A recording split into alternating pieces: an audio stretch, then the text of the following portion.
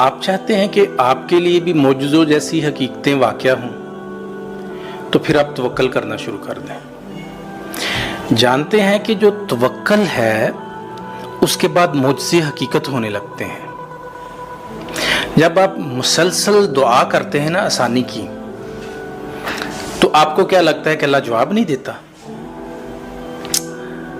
ارے جب آپ دعا کرتے ہیں نا، اللہ تب کہیں کسی کے دل کو نرم کر رہا ہوتا ہے، کسی کے ذہن میں کوئی خیال ڈال رہا ہوتا ہے، بس یوں سمجھ لیں کہ آپ کے لیے اسباب بنا رہا ہوتا ہے،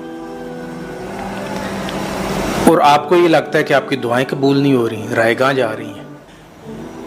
فرق بس اتنا ہے، جو اللہ آپ کے لیے کرتا ہے وہ آپ کو نظر نہیں آتا۔ اگر نظر آنے لگ جائے یا آپ کو اللہ کے منصوبوں کا علم ہو جائے تو پھر ایمان کیسا، آزمائش کیسی؟ بس اب توکل کی راہ پر چلتے رہے۔ یہ راہ بہت خوبصورت ہے، پتہ کیوں؟ کیونکہ اس میں تمہارا اللہ تمہارے ساتھ ہوتا ہے۔